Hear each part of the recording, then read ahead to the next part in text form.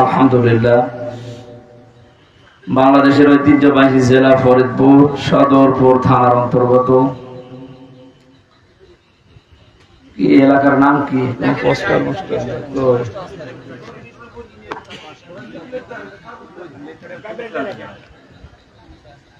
জাকের ডাঙ্গি, জাকের বেশি নাকি এলাকা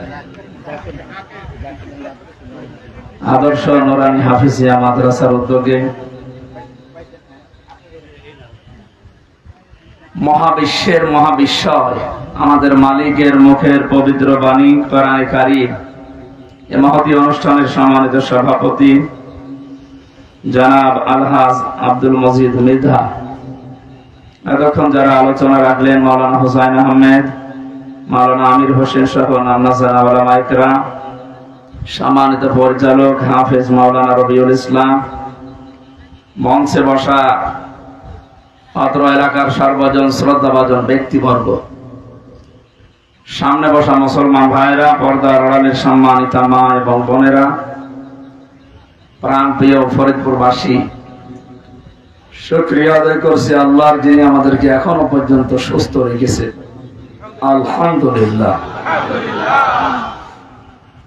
দোয়া করছি ওই সমস্ত শহীদদের জন্য যারা আমাদেরকে বাংলাদেশের এই বুকে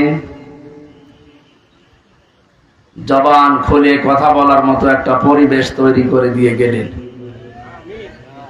সারাটা জীবন সারা জালেমের জুলুমে মজলুম হয়ে বাতিলের সামনে মাথা নত না করে শাহাদতের মরণ পেয়ে ধন্য হয়ে আল্লাহর কাছে হাজিরা দিলেন শহীদ আব্দুল কাদের মোল্লা। জান্নাতের সর্বোচ্চ মাকাম যেন আল্লাহ তাকে দান করেন, তার জীবনের ভালো কাজগুলো আল্লাহ কবুল করেন, মানুষ হিসাবে যদি কিছু অন্যায় করে আল্লাহ যেন মাফ করে দেন।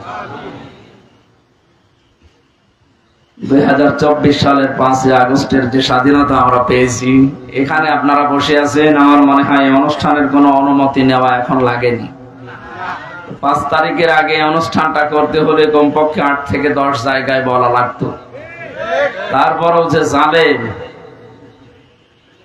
ইন্নামাল মুমিনুনা আল্লাযীনা ইযা যুকিরাল্লাহু ওয়াজিলাত কুলুবুহুম, আল্লাহর দৃষ্টিতে মুমিন তো তারা যাদের সামনে আল্লাহর নাম উচ্চারণ হলে তাদের অন্তরাত্মা কেঁপে ওঠে। ওরা এমন মুসলমান, এমন মুমিন, ওদের সামনে আল্লাহর কথাগুলো বললে ওদের অন্তরাত্মা কাঁপা না, ওর বিদ্যা আরো বাড়তো। আমি রিমান্ডে যে সমস্ত অফিসার পেয়েছিলাম, নামে মুসলমান, আল্লাহর ভুল ধরে, আল্লাহর এই কাজ করা ঠিক হয়, এইরকম কথা বলতো।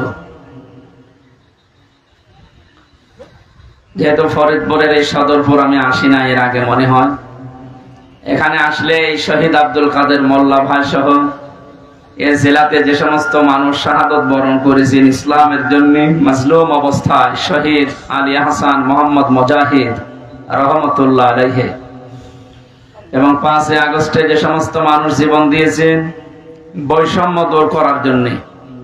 আসলেই এই 15 থেকে 17 বছরে যে বৈষম্য তৈরি হয়েছে, এটা দূর করার জন্য খুব জরুরি হয়ে পড়েছিল। শেষ পর্যন্ত আল্লাহ যে এদেরকে আবাবিল পাখি হিসাবে এভাবে কাজে লাগাবে, হাজারের উপরে মানুষ শহীদ হয়েছে 5 তারিখের আগ পর্যন্ত। শাহাদতের সর্বোচ্চ মর্যাদা মাকাম আল্লাহ তাদেরকেও যেন দান করেন। দ্বিতীয় নম্বরে তাদের যে সমস্ত দফাগুলো ছিল তার অন্যতম হচ্ছে সংস্কার। তারা রাষ্ট্র সংস্কার করতে চেয়েছিল। এখন যারা দায়িত্বে আছেন, আমরা আশা করব খুব তাড়াতাড়ি রাষ্ট্রের যে সমস্ত জায়গাগুলো সংস্কার করা দরকার, একেবারে টট্ট বটন, বিশেষ করে 1628 জন এই মানুষগুলো যারা মেন দায়িত্বে ছিল জালেমের সহযোগী হিসাবে, এদেরকে এই মুহূর্তে পাল্টানো দরকার। সকাল হতে হতে যেন শনি প্রজ্ঞাপন জারি হয়ে গেছে নির্বাহী আদেশে, যে 1628 জন মানুষ আর নেই, এখানে নতুন মানুষ এসে চেয়ারে বসেছে। নয়তো শহীদদের রক্তের সাথে এখনো পর্যন্ত ন্যায় বিচার হচ্ছে না। তারা জীবন পর্যন্ত দিয়ে গেল, আপনি টের পেয়েছেন? উনি মনে করছেন নাকি যে শহীদ আবু সাঈদের জীবনের কোনো মূল্য ছিল না তার কাছে? আমি গিয়েছিলাম কয়েকদিন আগে রংপুরে। ওর বাবা বলছিল যে ও ছোটবেলা থেকে এরকম প্রতিবাদী, শিবিরের সাথী ছিল, ছোটবেলা থেকেই প্রতিবাদ করতো কোনো অন্যায় দেখলে। এইটাই তো ইসলামের আসল কাজ, অন্যায় যেখানে প্রতিবাদ সেখানে।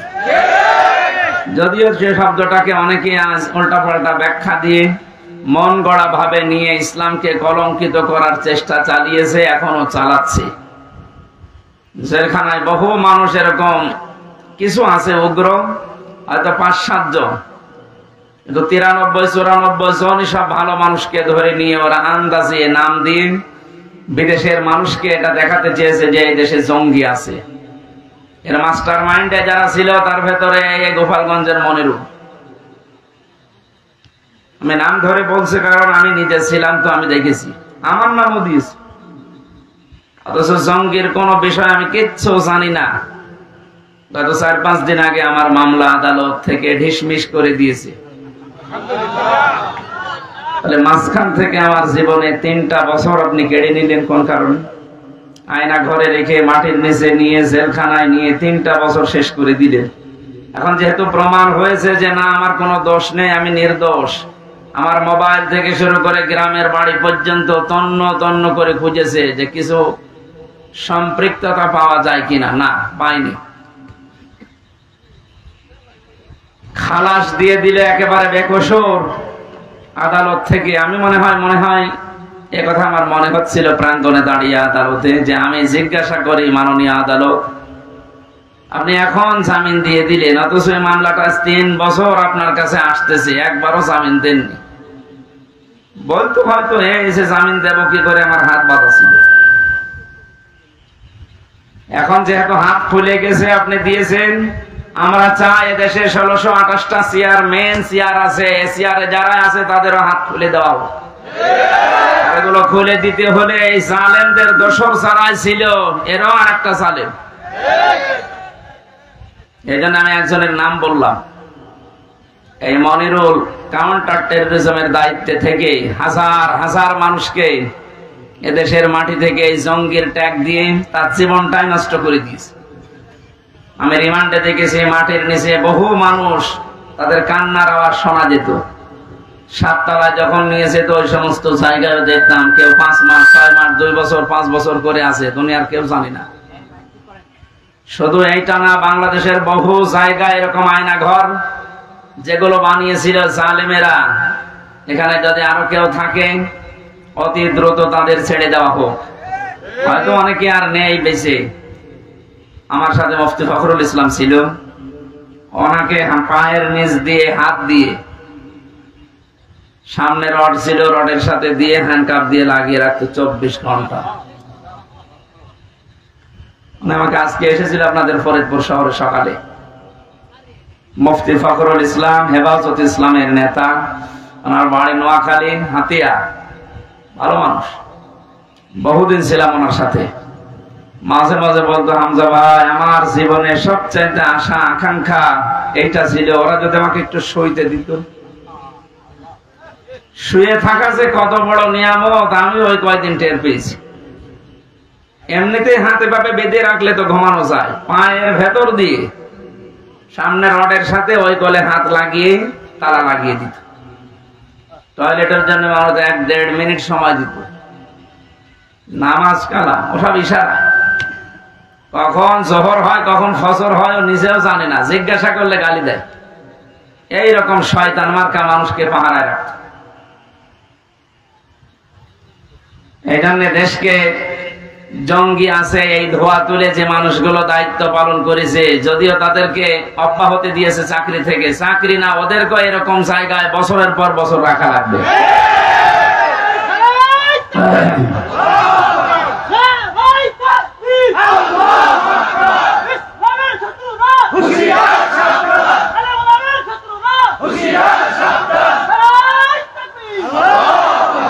দেখ কেমন লাগে।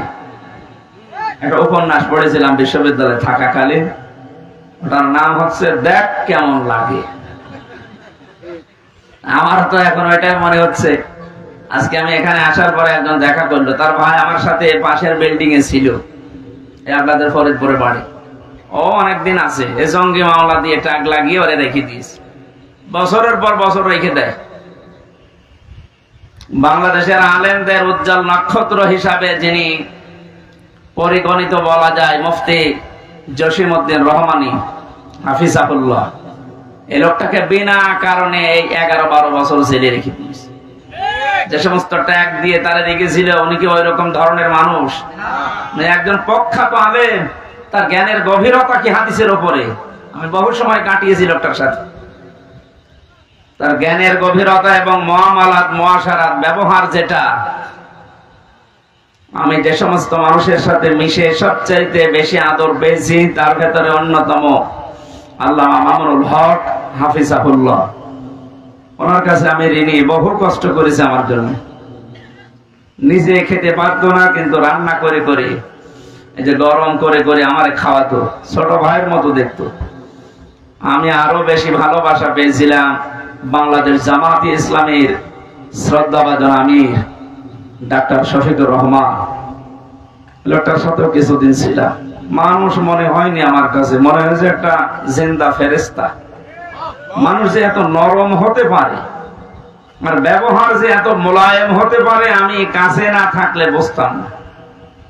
তার যে ইবাদতের মাকাম, তার যে ইবাদতের উচ্চতা, গভীরতা, তার আল্লাহর প্রতি যে ভরসা, আল্লাহর প্রতি তার যে তাওয়াক্কুল, এটা কাছে থাকলে আপনি টের পেতেন। দ্বীনের জন্য, ইসলামের জন্য তার যে ইখলাস, আল্লাহ রাব্বুল আলামিন আমার মনে হয় এরকম কিছু মানুষের ইখলাসের কারণে, কোরবানির কারণে আজ দেশের দিকে একটু রহমতের দৃষ্টি দিয়েছে। এজন্য আমরা দেখতে পাচ্ছি দিন যত যাচ্ছে ইসলামের দিকে মানুষ তত ঝুঁকতেছে। আরাইতান নাসা ইয়াদখুলুনা ফি দীনিল্লাহি আফওয়াজা, এভাবে আপনি দেখতে পাবেন দলে দলে পালে পালে মানুষ ইসলামে প্রবেশ করছে।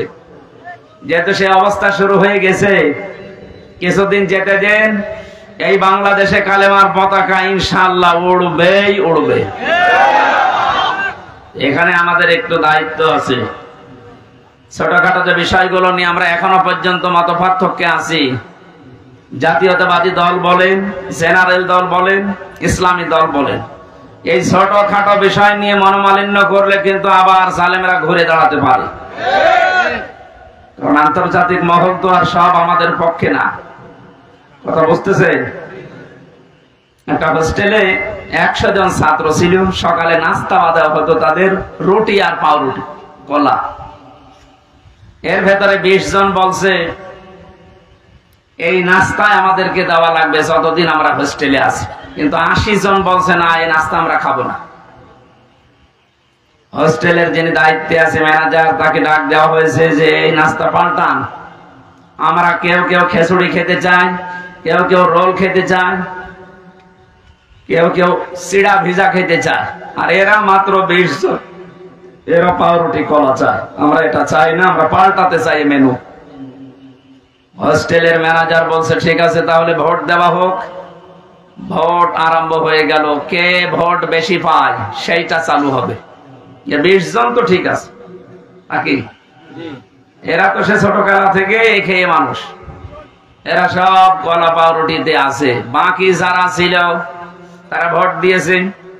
রোলের পক্ষে হয়তো 18টা, খেচুড়ির পক্ষে 15টা, চিড়া ভেজার পক্ষে 12টা।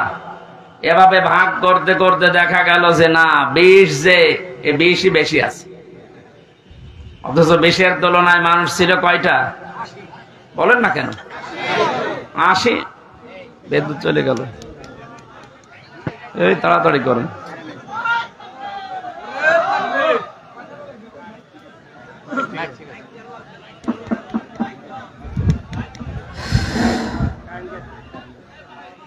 জেনারেটর আছে? হ্যাঁ, সুবহানাল্লাহ, আলহামদুলিল্লাহ, লা ইলাহা ইল্লাল্লাহ, সুবহানাল্লাহ।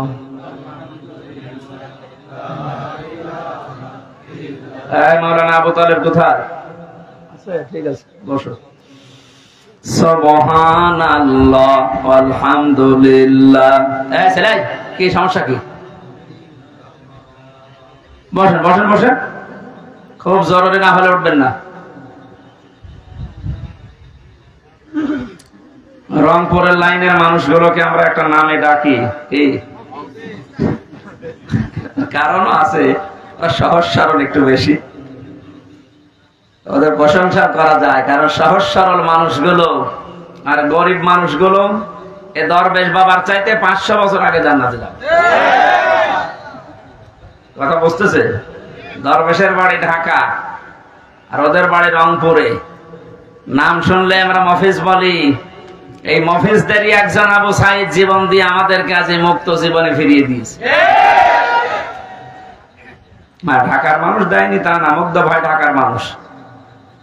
সম্মানিত ভাইরা, আমি যেটা বলতে চাচ্ছিলাম, ওই জায়গায় একবার মাহফিলে দেখেছিলাম এক লোক হাত তুলেছে, মুরব্বী মানুষ। কি হয়েছে?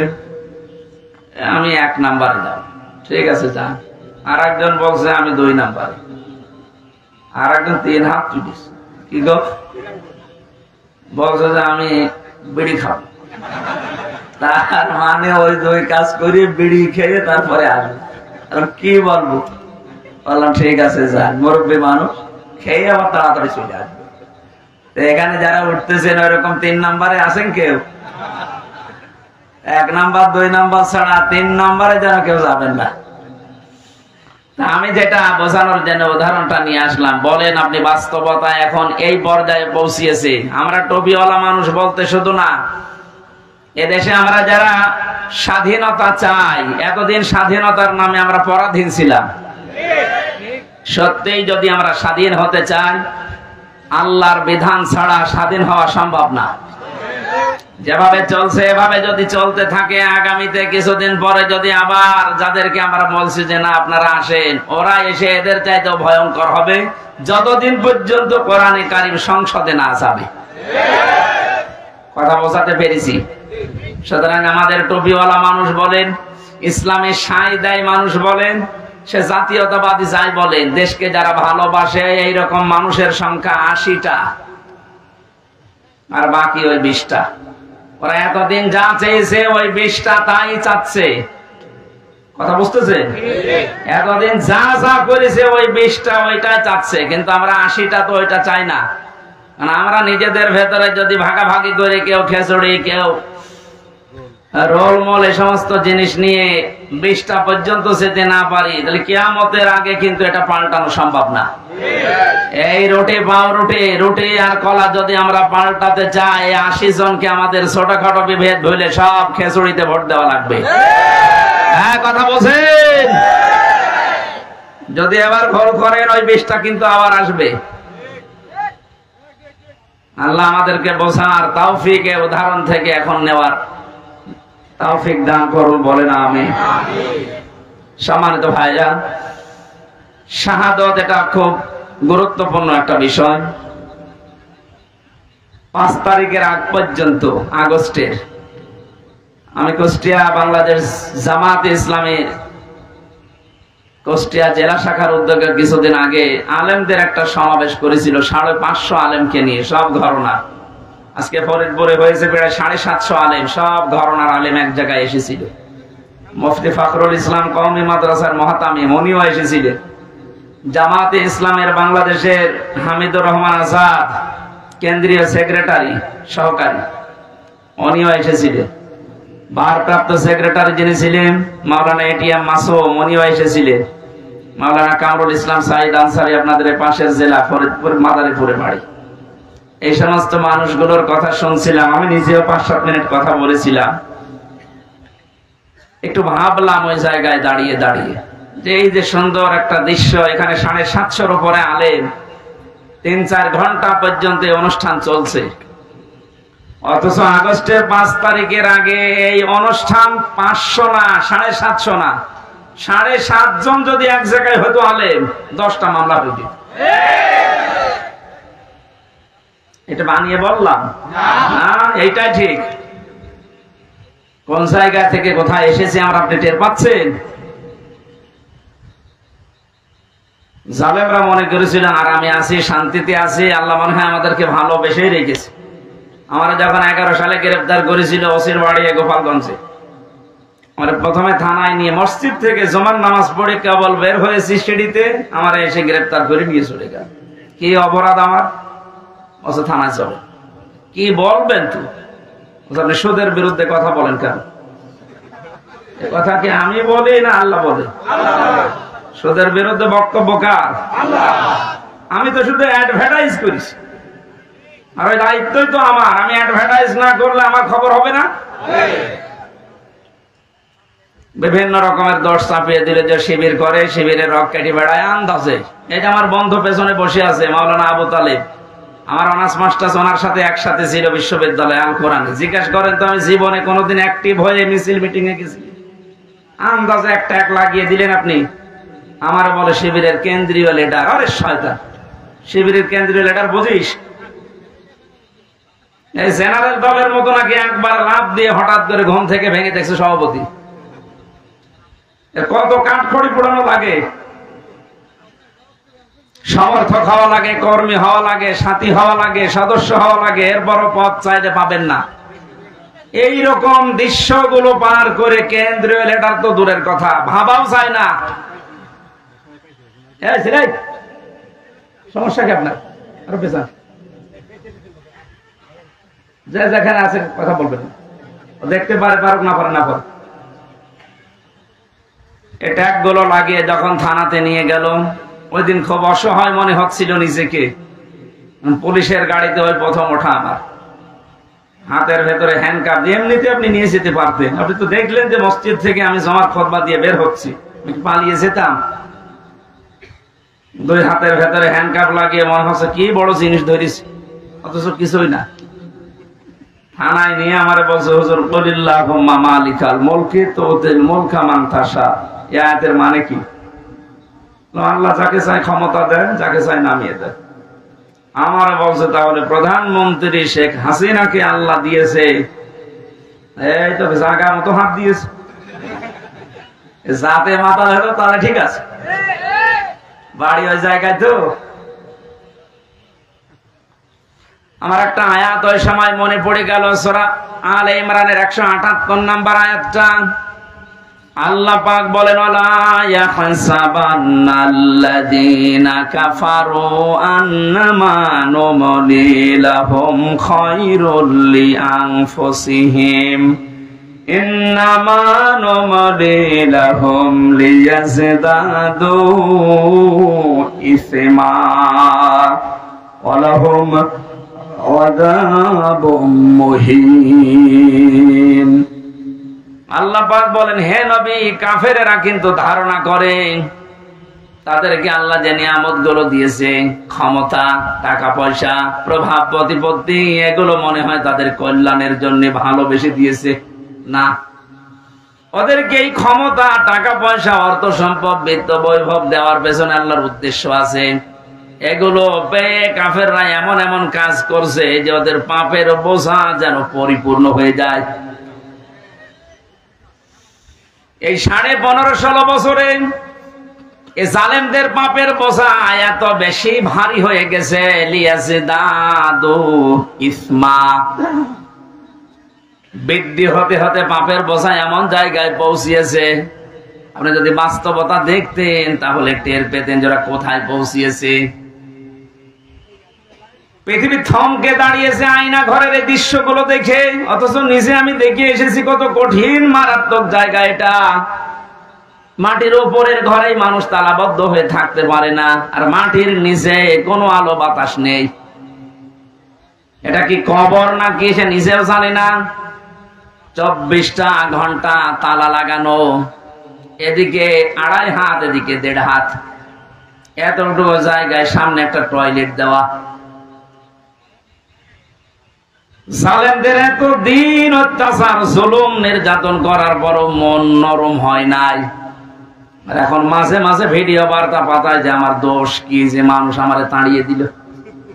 কোন দোষ পাননি, এদিকে আসেন, আপনার দোষ দেখাচ্ছে।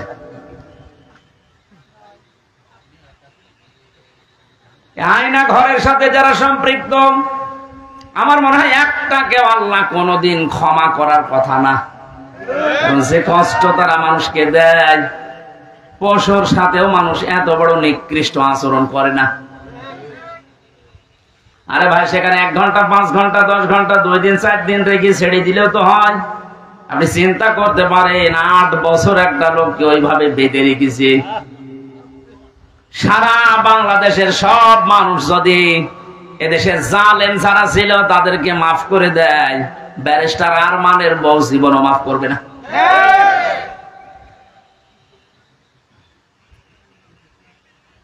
আর আপনি এখনো পর্যন্ত জালেমের সাফাই গান, এখনো পর্যন্ত জালেমের পক্ষে স্ট্যাটাস দেন, তাদের পক্ষে কথা বলেন, আপনার বিবেকের উপরে কুকুরে পোশাক করেছে।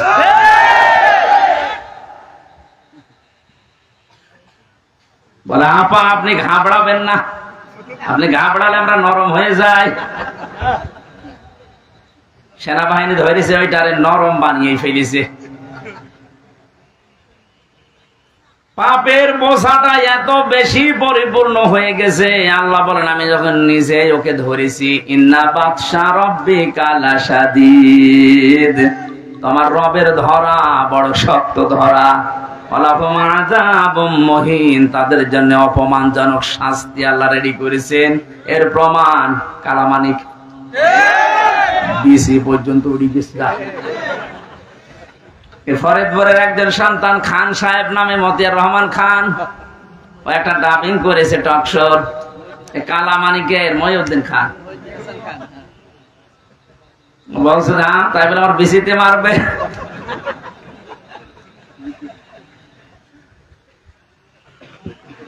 আর কত অপমান করবে আল্লাহ আপনারে। আমি তো বাস্তবে আয়াতটা দেখতে পাচ্ছি, আযাব মুহিন, অপমানজনক শাস্তি আল্লাহ তাদেরকে যে দেবে, আল্লাহ কিন্তু আরম্ভ করে দিয়েছে। এখানে ছোটখাটো জালেম যারা আছে, আজকে অনেক ছোটখাটো জালেমরা বলছে আমরা আর এই জুলুমের দলে নেই, আমরা পরিবর্তন হয়ে ফিরে আসলাম। এখনো সময় আছে, আসেন তাড়াতাড়ি, নাতে মরণের ঘন্টা বেজে গেলে কিন্তু আর তওবা কবুল হবে না। কারণ জালেমদেরকে আল্লাহ এত বেশি ঘৃণা করেন। আল্লাহু লা ইয়াহদিল কওমাজ জালিমিন, আল্লাহ বলেন জালেমদের আমি হেদায়েত দিচ্ছি না, দেব না। ইয়াহদি এটা মজারে বর্তমান ভবিষ্যৎ, প্রেজেন্ট ফিউচার। জালেম যারা পৃথিবীতে, জালেমের কোনো হেদায়েত নসিব হবে না, এখন হচ্ছে না, কিয়ামত পর্যন্ত আল্লাহ জালেমদের হেদায়েত দেবে না। এদের প্রতি আল্লাহর এত বেশি রাগ হয়ে যায়, ফেরাউনও কিন্তু শেষ। ও বলেছিল আন্নাহু লা ইলাহা ইল্লাল্লাহ, বলতে পারে না।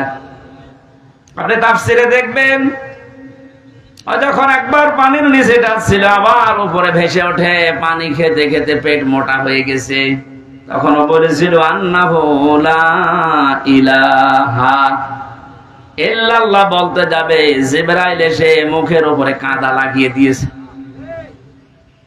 যত মানুষকে জুলুম, অত্যাচার, নির্যাতন, স্বৈরাচারী কায়দায় কষ্ট দিয়েছো, তোমার এই কষ্টের সাথে হাজার হাজার মানুষের চোখের পানি লেগে আছে। তোর এখন আর তওবা কবুল হবে না, তোর মুখ দিয়ে আল্লাহর ওই কালেমা এখন আর বের হবে না, তোকে আমি রেখে দিলাম, যা।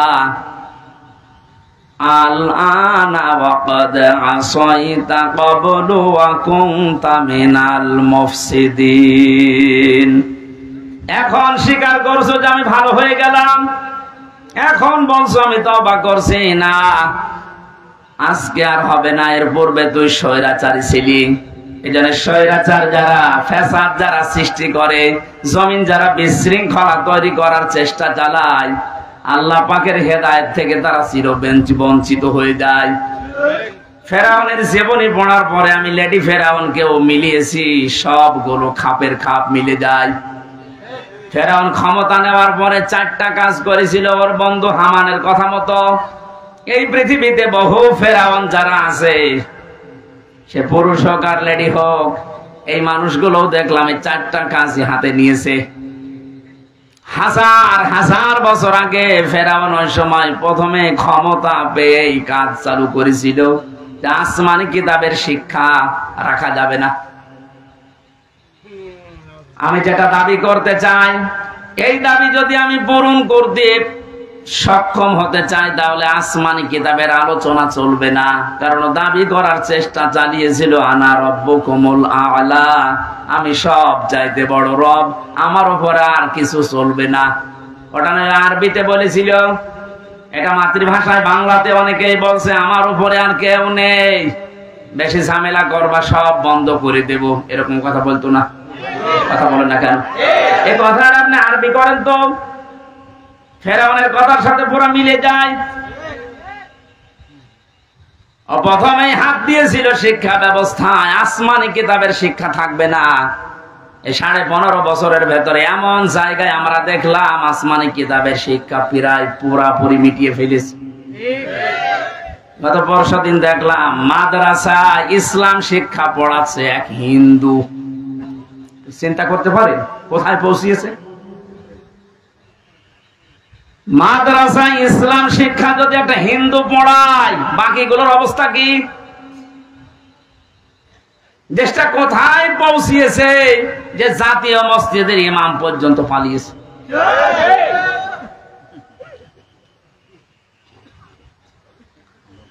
কত বড় দুর্নীতিগ্রস্ত হলেন, বাইতুল মুকাররমের ইমামও পালিয়ে যায়, ওরেও খুঁজে পাওয়া যাচ্ছে না। ফেরাউন ক্ষমতা পাওয়ার পরে ও যা করেছিল প্রথমে, আজকে পৃথিবীতে অনেক জালেমকে আমরা এইটাই দেখেছি, ওরা প্রথমেই হাত দিয়েছে শিক্ষা ব্যবস্থায়। আল্লাহর কোরআনের নবীজির হাদিসের জীবনী যেগুলো ছিল এগুলো সব বাদ দেন, এইগুলো চলবে না। এভাবে যদি 10টা বছর চালাতে পারে, হামান ফেরাউনকে বলেছিল বন্ধু 10টা বছর যদি আসমানি কিতাবের আলোচনা বাদ দিয়ে জাতিকে চালাতে পারো, পুরা জাতি গোমরা হয়ে যাবে। চিন্তা করেছেন কোথা থেকে নিয়েছে এই বিষয়গুলো? 2 নম্বরে, আসমানি কিতাব যারা শিক্ষা দেয়, এই আলেমগুলোকে কারণে অকারণে দুনিয়া থেকে বিদায় করো, তাই করতে আরম্ভ করেছিল। কত আলেম বিদায় নিয়েছে, কত আলেম এখনো পর্যন্ত ছেলে আছে। আপনি আমারটাই ধরেন তো, কোন কারণে আপনি 3টা বছর আমাকে আটকে রাখলেন? এখন তো আমি নিরপরাধ বলে খালাস পেয়ে গেলাম, আমার কোনো দোষ পাইনি। তাহলে আমার তো উচিত হবে যারা আমার মামলার মাদারীপুরের এই লোকটা সহ যত মানুষ আমার মামলার সাথে জড়িত, প্রত্যেককে এখন উল্টা করে বিনা কারণে একটা মানুষকে কষ্ট দিলেন, আপনাদেরকেও মামলা দিয়ে এভাবে কষ্ট দেওয়া লাগবে। ফরিদপুরের যে ছেলেটা জঙ্গি মামলায় আন্দাজে আটকে রেখেছে, তার ভাই কিছুক্ষণ আগে আমারে বলছিল হুজুর এই কথাটা তুলে ধরেন, সারা বাংলাদেশে জানান। শুধু আমার ভাইয়ের মতো না, হাজারো মানুষ যারা বিনা কারণে মিথ্যা মামলা নিয়ে জেলে আছে, 2 বছর 5 বছর 10 বছর। এই ছেলেটা শুনলাম প্রায় 9-10 বছর জেলে আছে এখন। আপনাদের এলাকায় বাড়ি, হ্যাঁ, এই যে না ভাতিজা, তার বড় ভাই সে ফরিদ, ফরিদপুরে বাড়ি ফরিদ, আমার সামনে বিল্ডিং এ ছিল, মাঝে মাঝে হাত মারত। উনি আমাকে যেটা বলেছে আমি ওটা বলেছি বহু জায়গায়, এখনো বলছি যে রেকর্ড হচ্ছে। এই দেশে 1 লাখের উপরে মানুষ এখন জেলখানায় আছে। আমার মনে হয় 100 জনের প্রায় 70 জনই কিছু জানি না। আমি যেটা দেখেছিলাম নিজে, একটা কিচ্ছু জানে না, প্রতিহিংসার বশবর্তী হয়ে ক্ষমতার অপব্যবহার করে মানুষের কাছ থেকে অবৈধভাবে টাকা ইনকাম করার জন্য ওরা এই কাজগুলো করেছে। আমার বাড়ি থেকে নিয়ে এসেছে, আমি 2 তলার উপরে ঘুমাচ্ছিলাম, আমার ওখান থেকে নিয়ে এসে অমুক জায়গা থেকে ওনারা গ্রেফতার করেছে, অথচ পুরা মিথ্যা কথা। আমার মামলায় লিখে লিখে দিয়েছে ওনারে পেয়েছি অমুক জায়গায়, অথচ নিয়ে আসলো বাড়ি থেকে। আমার বাড়ির প্রায় 150-200 মানুষ, সব সাক্ষী। এমন এমন মানুষকে সাক্ষী বানিয়েছে, জীবনে তাদের নাম শোনা দূরের কথা, কোনোদিন চোখেও দেখি নাই। আন্দাজে তারা সাক্ষী দেবে বলে আমার বিশ্বাস হয় না, কারণ তাদের আমিও চিনি না, তারাও আমাকে চেনে না। ধরার পরে বেকার বেকার আমার বাবাকে বলছে 10 লাখ টাকা দেন, নাই তো 50টা মামলা দেবো আপনার ছেলের নামে। কোথায় পৌঁছিয়েছিল দেখেছেন? দেশটা মগের মূল্য পানি ফেলেছে। আমার বাবা তো গ্রাম্য মানুষ, ভয়ে রিমান্ডের যে নাম শুনেছে যে পিটাবে, শেষ পর্যন্ত 8 লাখ টাকা দিয়ে দিয়েছে। এই মামলা যেদিন খারিজ হয়ে গেল ওই দিন আমি কল দিয়েছিলাম মামলার আয়ুকে। আমি এতদিন ওরে স্যার বলতাম, ও এখন উল্টো করে আমারে স্যার বলছে। হুজুর কান্নাকাটি করছিল, হুজুর মাফ করে দিন। কিসের মাফ? আগে ওই 10 লাখ টাকা ফেরত দে।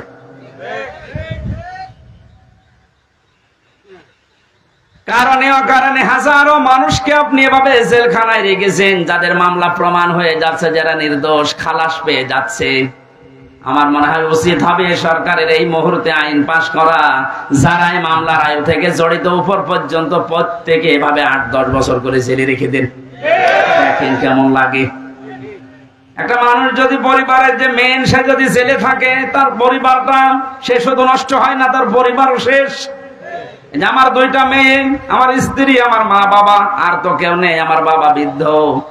আমি নিজে শুধু ইনকাম করার মতো আমার একটা ব্যবসা ছিল কাপড়ের, সেটাও ধ্বংস হয়ে গেছে। আপনি সব কিছু নষ্ট করে দিলেন। 3টা বছর কি কষ্ট দিয়েছেন বাড়ির মানুষকে। প্রতি মাসে মাসে জেলখানায় টাকা পাঠাও, মামলার পেছনে খরচ করতে করতে আমার বাবা নিঃস্ব হয়ে গেছে। আর মানুষ হচ্ছে এত সিটার বাটপা। এই গ্রাম্য মানুষটার কাছে যে বলতো আপনার ছেলেকে আমরা বের করে দেব, 5 লাখ টাকা দেন। জমি বিক্রি করে বলতো ভাই তাড়াতাড়ি করেন। শেষে 2-1 মাস 3 মাস ঘোরার পরে বলতো পারলাম না, টাকা ফেরত দেন। টাকা খরচ হয়ে গেছে। এভাবে একটা মামলা 30 বার যদি হাইকোর্টে তোলা হয়, আপনি কত টাকা খরচ হয় হিসাব করেন। এই জন্য বলছি, যারা এভাবে মামলা দিয়েছেন, মিথ্যা মামলা যেগুলো প্রমাণ হচ্ছে না, এরা কিছু জানে না।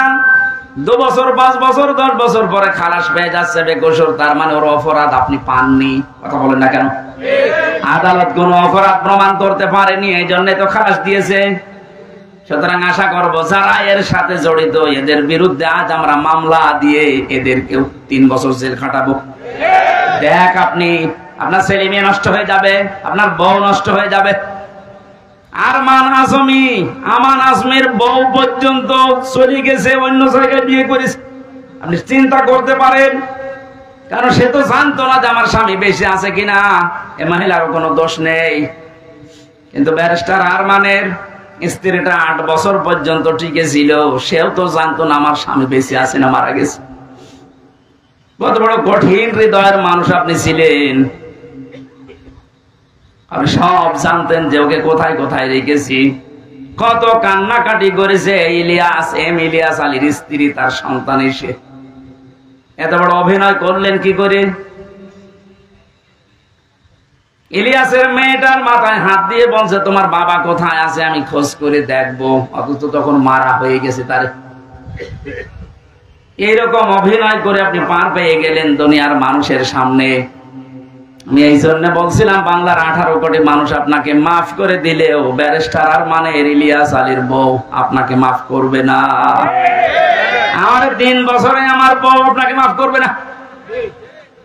আমার ওই ছোট মেয়েটা 1 বছর রেখে গিয়েছিলাম ছেলে, এখন ওর 4 বছর। ও তো আপনারে মাফ করবে না, কারণ ও আমার চিনি না। ও মনে করে এরকম বহু হুজুর বাড়ি আসে, এটাও এরকম হুজুর। আমি যেদিন জেলখানা থেকে বাড়িতে ঢুকলাম, ওরে কোলে নিয়েছি, আমার বলছে হুজুর আমাদের বাড়িতে চলেন। কারণ 3 বছর আমাকে যোগাযোগ বিচ্ছিন্ন রেখেছিল, আমি জানতামই না যে বাইরে আমার কেউ আছে কিনা। এত কঠিন অবস্থা, ও চিনবে কি করে? ওই যে আদালতে প্রিজন ভ্যান ধরে ঝুলেছিল, এটা মনে হয় ভাইরাল হয়েছিল একবার। এই দৃশ্যগুলো দেখে এনএসআই যিনি প্রধান ছিলেন ওই সময়, গোয়েন্দা বিভাগের যারা দায়িত্বে ছিল, এসবি স্পেশাল ব্রাঞ্চের, তারা পর্যন্ত, ডিআইজি নাফিউল স্যার পর্যন্ত কান্না করেছে যে না, এটা মেনে নেওয়া যায় না। এতটুকু একটা বাচ্চা 3.5 বছর বয়স, ও প্রিজন ভ্যান ধরে ঝুলে আছে বাবাকে এক নজর দেখার জন্য। এরপরও আপনার মন গলে নাই। আপনি যদি জানতেন যে অপরাধী, তাহলে তো শাস্তি দিতে পারতেন। আপনি নিজেও জানেন, এমনকি অফিসাররা আমারে বলতো হুজুর আপনি কিছু করেননি, আমরা জানি। কত বড় শয়তান দেখেছেন? নিজেরা বলতো যে আপনি কিছু জানেন না, আমরা জানি। তারপরে ওরা এই অবস্থাগুলো করেছে। এমনি জেলে দিলে তো হতো, জেলে গেলে সারাদিন ঘোরাফেরা করা যায়, বিশাল এরিয়া। এরকম গ্রামের মতো 3-4 গ্রাম মিলে একটা জেলখানা। কাশিমপুর কারাগার এরকম 3-4 গ্রাম মিলে, 1, 2, 3, 4। এখানে সারাদিন যদি ঘোরাফেরা করেন মনে হবে বাড়ির মতোই আছি। বিকাল 5টার সময় তালা লাগিয়ে দেয়, সকাল 7টায় আবার খুলে দেয়। বিভিন্ন মানুষের সাথে দেখা হয়। জেল খাটা ঝামেলা না, খাবারের সমস্যা আছে। কিন্তু আমাদের আর মাওলানা মামুনুল হককে যা করেছে, 24 ঘন্টা ফাঁসির কন্টেম সেলের ভেতরে তালাবদ্ধ রাখে। মনে হচ্ছে কি করেছি আমরা, অথচ কিছুই জানি না।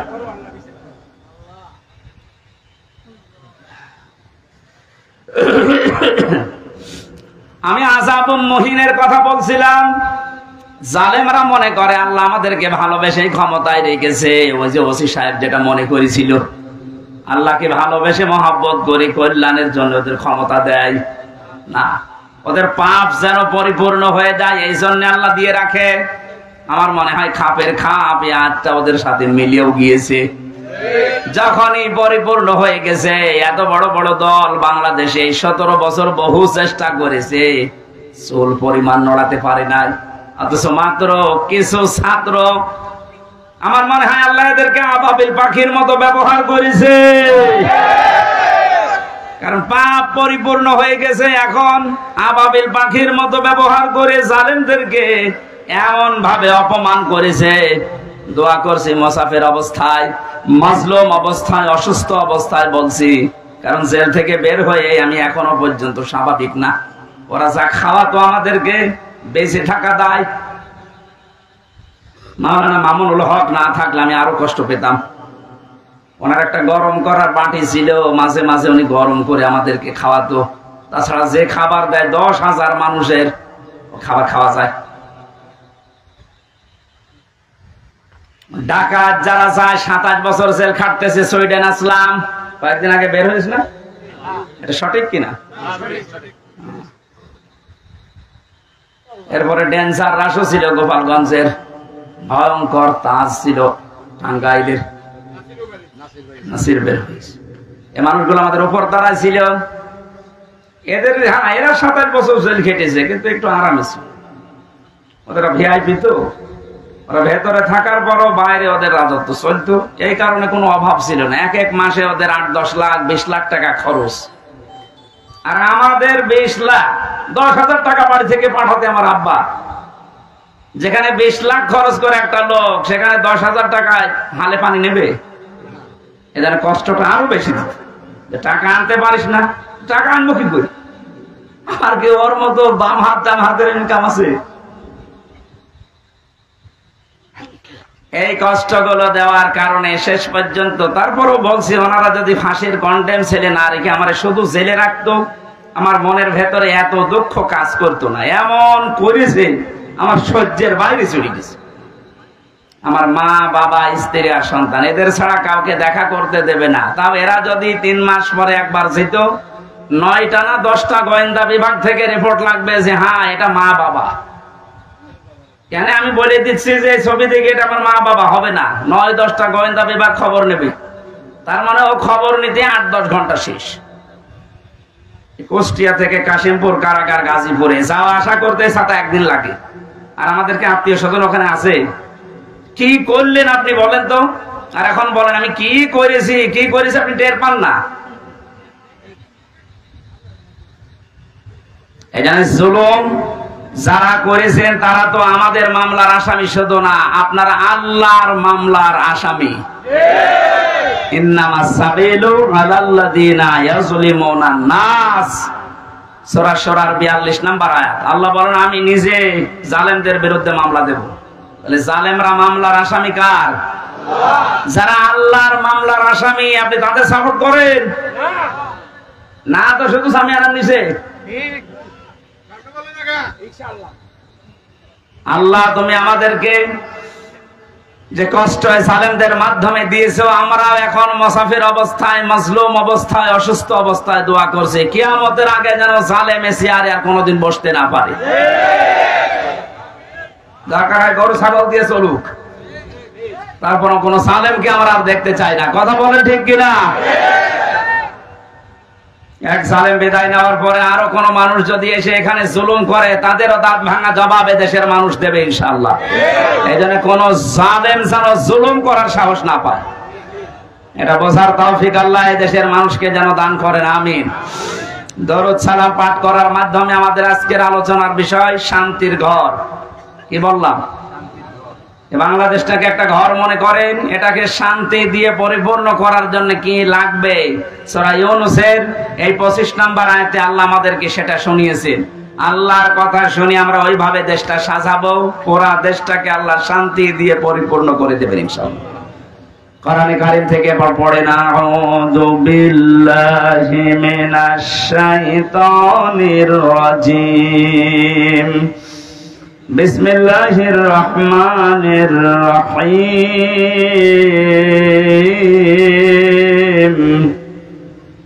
ওয়াল্লাহু ইয়াদউ ইলা দারিস সালাম ওয়া ইয়াহদি মান ইয়াশাউ ইলা সিরাতিম মুস্তাকিম।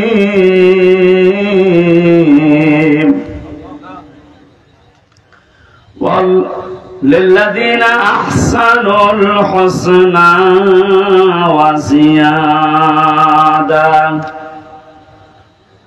আমাদের কষ্ট হয়ে যাচ্ছে? নিচে কি ভেজা নাকি?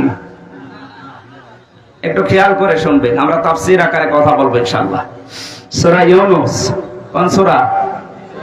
বলেন বলেন। এটা একটা নবীর নাম। কার নাম? মানুষ বিপদে পড়লে একটা দোয়া পড়ে, দোয়ার নাম কি? জালেমরা এমন বিপদে পড়েছে এই দোয়া পড়তে পারে না, কারণ আল্লাহ যারে বসিয়েছে তার নাম ইউনূস। ও পড়বে কি করে? দোয়া ইউনূস পড়তে গেলে ওর নাম আসবে। এজন্য বলছে আমি এমন ঝামেলা আছি, বিপদে পড়ে যে ইউনূস পড়বো সে কায়দাও নেই, যে আসতেছে ওর নাম কি?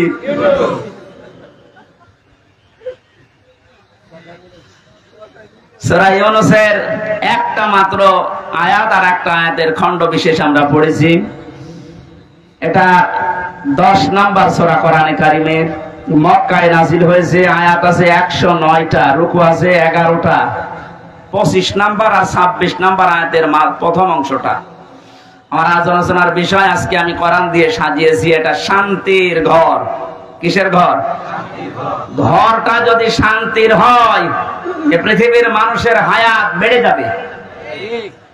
এই যে আমরা পুরুষ মানুষ যারা আছি, বাইরের জীবন থেকে যখন সাংসারিক জীবনে আসি, ঘরটা যদি শান্তির ঘর হয়, আল্লাহ পাক আমাদেরকে ওই দোয়াও শিখিয়েছেন যে আমার কাছে এই দোয়াটা করো, রব্বানা হাবলানা মিন আজওয়াজিনা ওয়া যুররিয়াতিনা কুররাতা আ'য়ুনিন ওয়াজআলনা লিল মুত্তাকিনা ইমামা।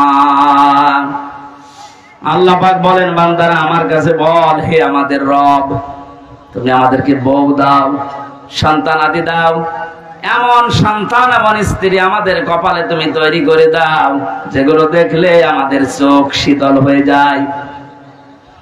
ফরিদপুরবাসী এমন বউ দরকার যে বউ দেখলে আমাদের চোখ শীতল হয়ে যায়, অন্যদিকে আমাদের মন আর না যায়। বউ শুধু সুন্দরী হলে এটা হবে তা না, বউকে দিনদার হওয়া লাগবে। এই পৃথিবীর ময়দানে যত কর্মে যত কঠিন কাজ আছে, বাইরের জীবনের সব শক্ত কাজগুলো করে যখন মানুষ বাড়িতে আসবে, ঘরে প্রবেশ করার সঙ্গে সঙ্গে স্ত্রীর মাধ্যমে আল্লাহ একটা আলাদা শান্তি পুরুষকে দেবে। আমিন আয়াতিহি আন খালাকাকুম মিন আজওয়াজিকুম লিতাসকুনু ইলাইহা ওয়া জাআলা বাইনাকুম মাওয়াদ্দাতা ওয়া রাহমা। এর ব্যাখ্যা বিশ্লেষণ এইটাই বলে। এই জন্য মানুষ কাবা শরীফ যখন তাওয়াফ করে, প্রত্যেকটা চক্কর দেওয়ার সময় আমি দেখেছি রুকনি ইয়ামিনি থেকে শুরু করে হজরে আসওয়াদ, এই জায়গাটা পার হওয়ার সময় লক্ষ লক্ষ মানুষেরা পড়তে থাকে, রব্বানা আতিনা ফিদ দুনিয়া হাসানা। হে আল্লাহ, দুনিয়ায় হাসানা দাও। তাফসীরে হাক্কানিতে দেখেছি দুনিয়ার হাসানা প্রধানত তিনটা। এক নম্বরে শান্তির ঘর, ওই ঘরটা শান্তির ঘর যে ঘরের ভেতরে ইসলাম আছে, যে ঘরের মেয়ে লোক সন্তানগুলো ইসলাম মেনে চলে। বাইরের জীবন থেকে আসার পরে ঘরটা আল্লাহ এমন শান্তি পরিপূর্ণ করে রাখে, বাইরের যত ক্লান্তি শ্রান্তি সব আল্লাহ ঘরে প্রবেশ করলে দূর করে দেয়। এই যে রাতের বেলা এখন বাড়ি রাস্তা দিয়ে যাওয়ার সময় কত রকমের ভয়, কিন্তু ঘরে প্রবেশ করলে একটা আলাদা শান্তি আল্লাহ তৈরি করে দেয়। আল্লাহ রাব্বুল আলামিন বলেন আমার ইসলামের একটা ঘর আছে, এই ঘরটা পরিপূর্ণ করা শান্তি দিয়ে। এই ঘর যদি কেউ শান্তি দিয়ে পরিপূর্ণ করে নিতে চায়, কমপক্ষে 16টা বিষয় দুনিয়াতে টাকা মানা লাগবে। আল্লাহ এই ঘরের দিকে আমাদেরকে আহ্বান জানাচ্ছেন, আল্লাহু ইয়াদউ ইলা দারিস সালাম। আল্লাহ তোমাদেরকে ডাকতেছেন শান্তির ঘরের দিকে। তাহলে আল্লাহ যে ঘরের দিকে ডাকে, ঘর কিসের ঘর বলেন তো? আর জোরে বলেন। ঘর বানাতে হলে আমরা কয়েকটা জিনিস পাই, এদিকে তাকান। এক নম্বরে পৃথিবীতে যত ঘর আমরা দেখতে পাই, ঘরের 4টা খুঁটি লাগে। খুঁটি না হলে, পিলার না হলে ঘর তুলতে পারবেন? প্রথমে খুঁটি লাগবে। এই খুঁটি 4টা খুঁটি যদি আপনি ইসলামের যে ঘরে প্রবেশ করতে চান, এই ঘরের 4টা খুঁটি আল্লাহ সাজিয়েছে নামাজ দিয়ে, রোজা দিয়ে, হজ দিয়ে, যাকাত দিয়ে। ঘরে শুধু খুঁটিগুলোই হলে হয় না, কেউ যদি ঘরকে মজবুত করতে চায়, বিপদ আপদ থেকে শত্রুর হাত থেকে মুক্ত করতে চায়, অবশ্যই ঘরে বসবাস করার জন্য ছাদ দেওয়া লাগবে, না টিনের ছাউনি দেওয়া লাগবে।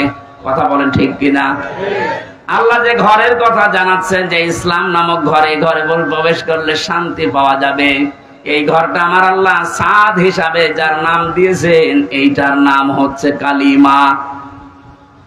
আপনি এইটা না থাকলে ঘরে প্রবেশ করতে পারবেন ঠিকই, তো থাকতে পারবেন না আরামে। উপর থেকে বৃষ্টি আসবে, ভিজে যাবেন, এমনকি বহু ঝড় ঝাপটা আসতে পারে। আমরা এখন এমন একটা ঘর তৈরি করতে চাই বাংলাদেশকে, যে ঘরে এই ডাকাতি থাকবে না, ঝড় ঝাপটা আসবে না, চিন্তা থাকবে না, চিন্তা রাহাজানি এরকম কোন ভয় আমাদের এই ঘরের ভেতরে আসবে না। ওরা 56,000 বর্গ মাইল আমরা একটা ঘর বানাতে চাই। কথা বলেন ঠিক কিনা? এটা বানাতে হলে আল্লাহ পাক যে নিয়ম নীতিগুলো দিয়েছে, এইগুলো আমাদের দেশে এখন কাজে লাগান। ডক্টর মোহাম্মদ ইউনূস করবেন কিনা জানি না। এই যে নামাজের জন্য আমরা অনেকে দাওয়াত দিয়ে বেড়াই, নামাজ দাওয়াত দেওয়ার বিষয় না, নামাজ রাষ্ট্রীয় ভাবে কায়েম করার বিষয়।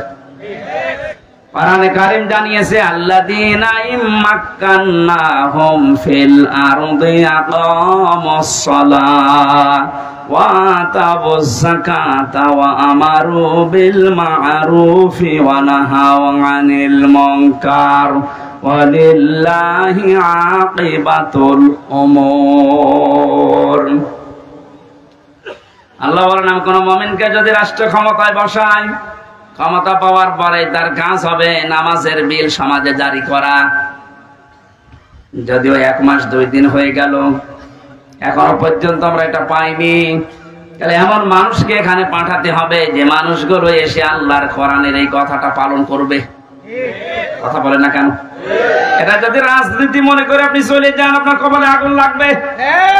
এটা হামজা বানাচ্ছে না, আল্লাহ বানিয়ে দিয়েছে।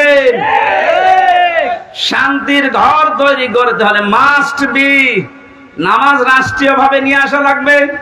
তো আমি দাওয়াতি কাজ করে সলিমদ্দি ভাই নামাজ পড়তে যাই, এভাবে দাওয়াতি কাজ করে কয়জন আসবে? এটা আইন পাশের বিষয়। আল্লাহ এমন একটা শান্তির ঘর তৈরি করে দিতে চান।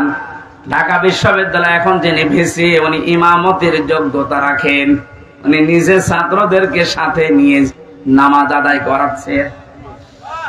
আজকে আমি একটা সিভিল সার্জনের ভিডিও দেখলাম, এটা জেনারেল মানুষ, কোরআনে কারীম এমন মধুর কণ্ঠে কারি আব্দুল বাসিদের মতো তেলাওয়াত করছে, জীবনটা জুড়িয়ে যাচ্ছে। আমরা যে বলেছিলাম বাংলাদেশে 1628 জন মানুষ দায়িত্বে আছে, আমরা সবাই এরকম কোরআনওয়ালা মানুষ চাই। ঢাকা বিশ্ববিদ্যালয়ের ভিসির মতো বাংলাদেশের যত বিশ্ববিদ্যালয় আছে প্রতিটি বিশ্ববিদ্যালয়ে এরকম ভিসি দেখতে চাই যারা নিজেরা ছাত্র ছাত্রীদেরকে নিয়ে ইমামতি করার যোগ্যতা রাখে। একটা ভিসি যদি ওখানে ইমাম হয়, হলের প্রভোস্ট যিনি যদি ইমাম হয়, তার আন্ডারে যতগুলো মানুষ থাকবে তারা যদি তার ইমামতিতে নামাজ পড়ে, কোনদিন সিট বাণিজ্য হবে না, খাদ্যের জন্য কোনদিন বাণিজ্য করা হবে না।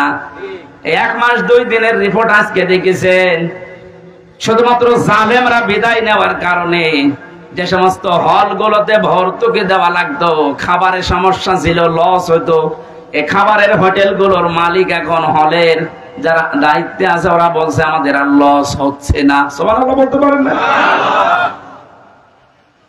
এতটুকু বৈষম্য দূর করার পরে যদি স্বাভাবিক অবস্থায় ফিরে আসে, এখন যে জালেম গুলো চেয়ারে বসে আছে এগুলোকে নামান, বিশেষ করে চুপ্পু মিয়াকে।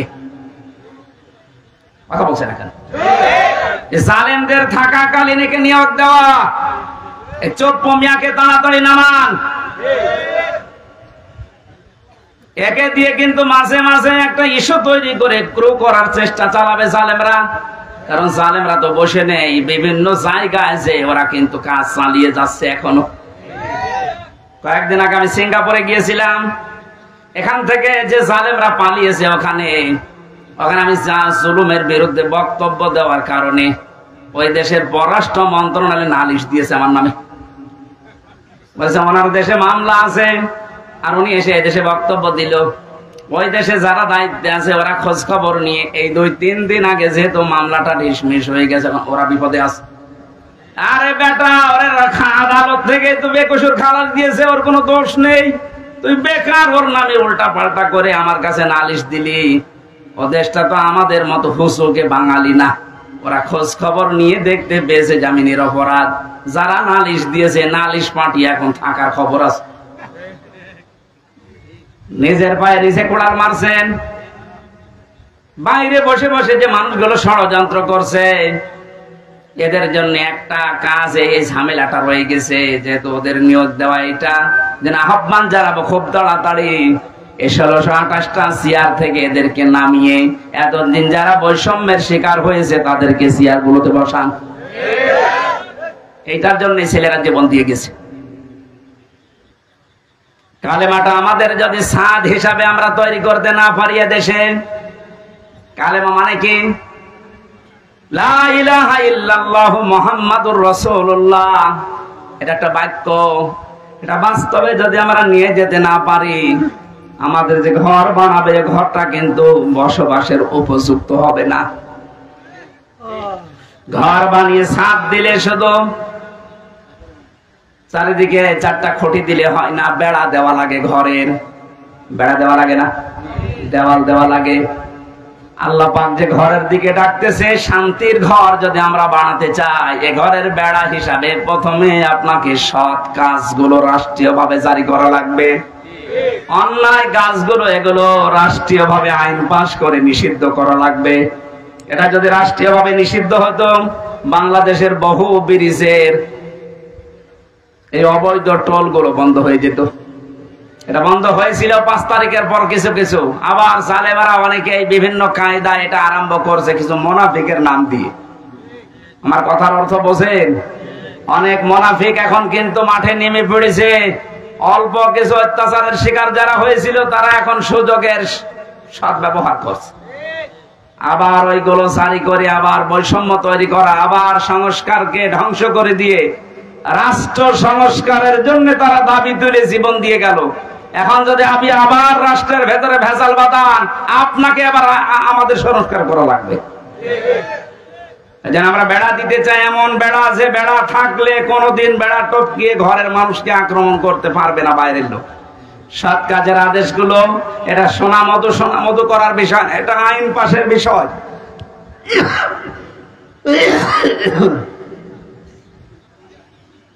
সামাজিক জীবন ঠিক করা লাগবে জ্বালানা হিসাবে। ঘরে জ্বালানা লাগে, ভেন্টিলেটর লাগে, পারিবারিক জীবন ঠিক করা লাগবে এই ঘরকে মজবুত করার জন্য। পারিবারিক জীবন ঠিক করার সেই সর্বপ্রথম যেখান থেকে বিয়ে করে মানুষ শুরু করে ওখান থেকে ইসলামকে নিয়ে যান। বাংলাদেশে বহু জায়গায় বিবাহের ক্ষেত্রে দেখা যায় হারাম কাজ দিয়ে বিয়ে আরম্ভ হচ্ছে। অনেক ছেলে তার বাবাকে সহ দেখতে যায় মেয়ে। কোথায় পেয়েছেন এটা?